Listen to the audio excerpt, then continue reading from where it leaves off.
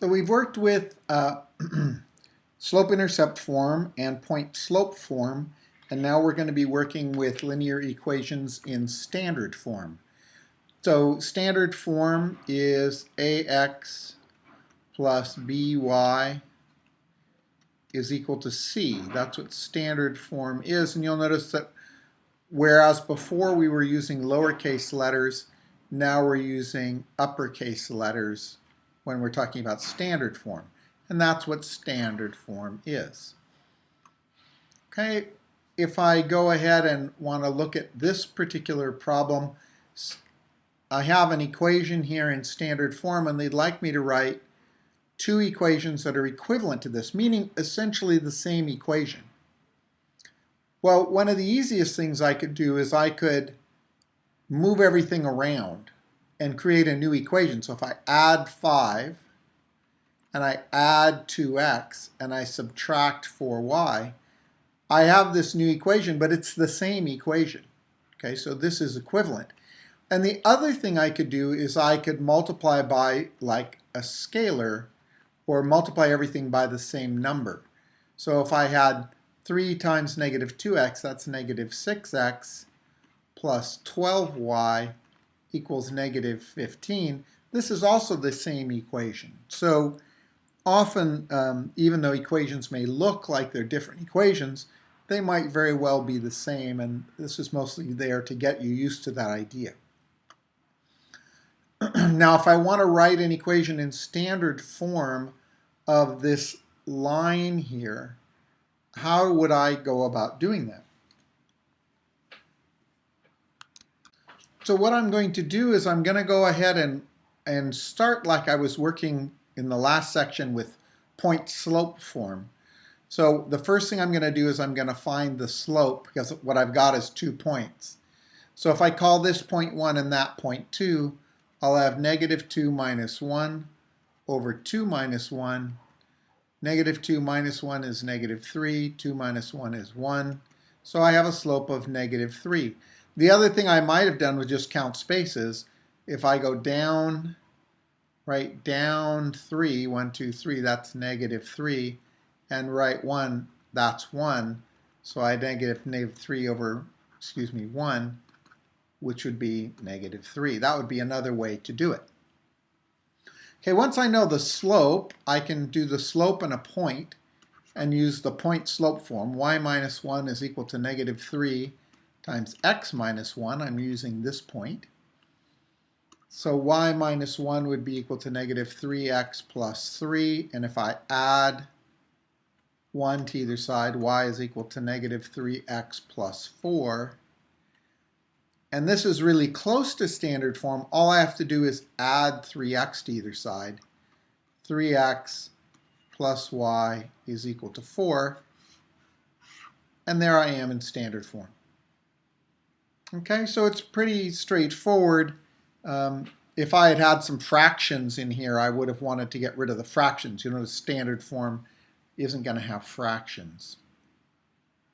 We also have some special cases. We have special cases which are horizontal lines and vertical lines. So if I wanted to write the equation of this blue line, you'll notice that it's a little weird because I have all of my points here. X is 2, y is negative 4, x is 3, y is negative 4, x is 4, y is negative 4, x is 5, y is negative 4, right? So you'll see that I have changing x values, but the y values are all the same. And what's going to happen is my slope, well, let's go ahead and go through it. So I've created a second point here, so I have negative 4 minus negative 4 in the numerator, and I'll have 5 minus 2 in the denominator, and I get 0 over 3, so my slope is 0. Okay, so then I have y. If I do y plus 4, right, that's y minus negative 4 is equal to 0 times x minus 2. So I'll have y plus 4 is equal to 0, and you'll notice the x is gone. Y is equal to negative 4. Well, in horizontal lines, they're always in this form, y is equal to, because the x coordinate doesn't have anything to do with it. For every value of x, y is always -4 in a horizontal line.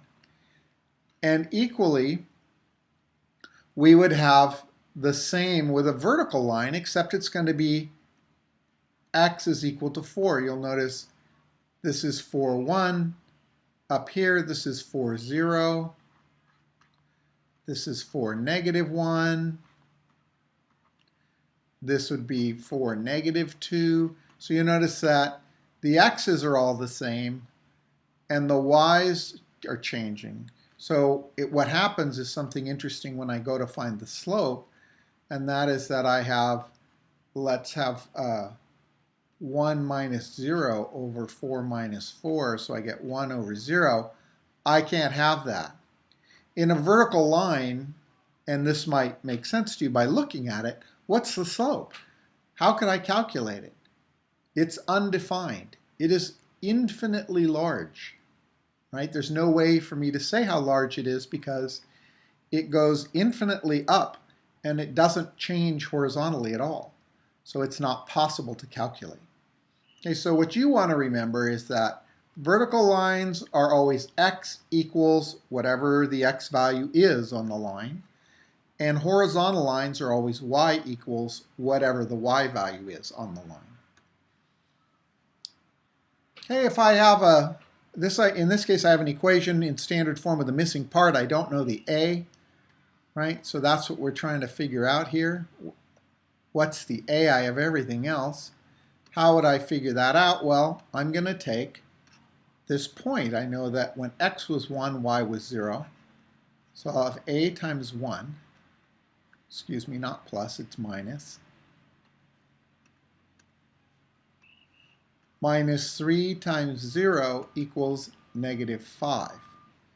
So I'll have 1a minus 0, so that's nothing, equals -5. So that means a must be equal to -5. So I would have -5x minus 3y equals -5. Okay, equally, I could say this is 5x plus 3y equals 5. Okay, and if I want to double check my work, if I plug in 1, 0, I should get a true statement. So 5 times 1 plus 3 times 0 equals 5.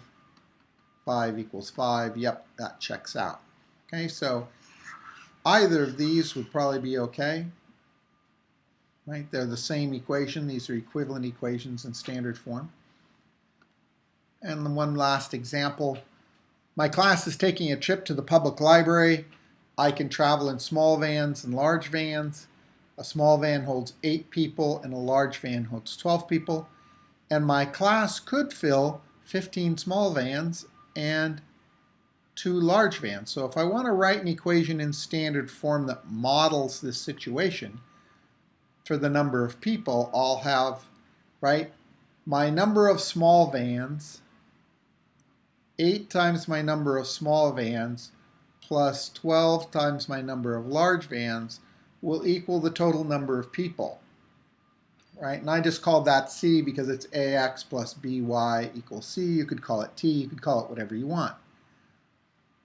So if I want to go ahead and graph that, I don't know the full deal yet. I need to do something else. So you notice that my class, I've got to figure out what's this C.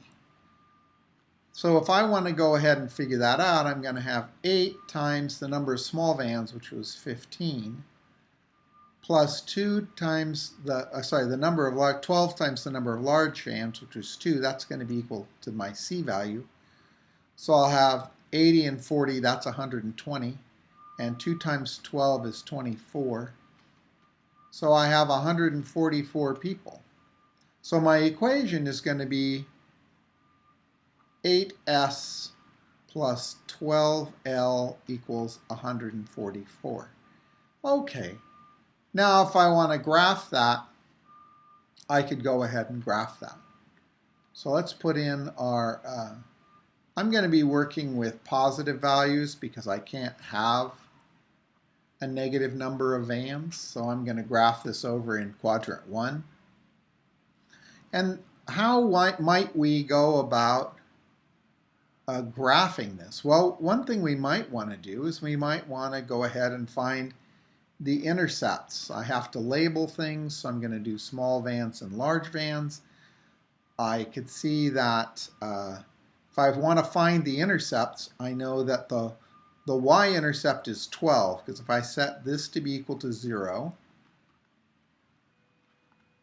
plus 12L equals 144. We did this a long time ago, graphing using intercepts. Then I know that L is equal to 12, so 1, 2, 3, 4, 5, 6, 7, 8, 9, 10, 11, 12, right there. And then 8 into 144, let's see, that looks like 18. Yeah. 1, 2, 3, 4, 5, 6, 7, 8, 9, 10, 11, 12, 14, 15, 16, 17, 18. Boy, I lucked out, huh? Okay, and then that would be the graph of all of the different possible combinations of vans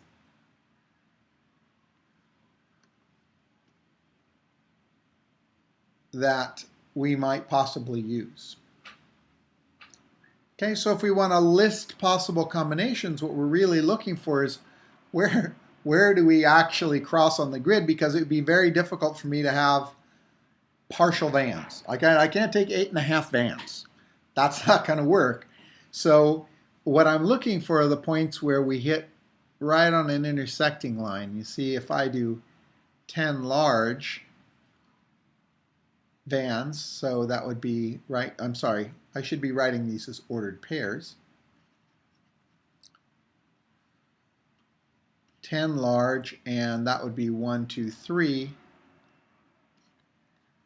small vans, right? So that's going to be 24 plus 120, that's 144, that makes sense.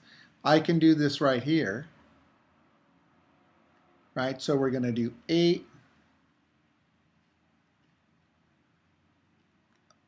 large vans and 1, 2, 3, 4, 5, 6 small vans. That's going to be 48 and 96. That's 144, right? So these are all the points where we intersect. These are all the different points that use whole vans, which is what we really need. Okay, so you get the idea. So I can do 3 small, 10 large, and you notice there's a change in 3 for the smalls and the 2 for the larges. My slope is 2/3. So if I work in multiples of 2 and multiples of 3, if I take this down to 6, 9, right, 4, 12, right? Does that make sense? That's working with things in a real world scenario.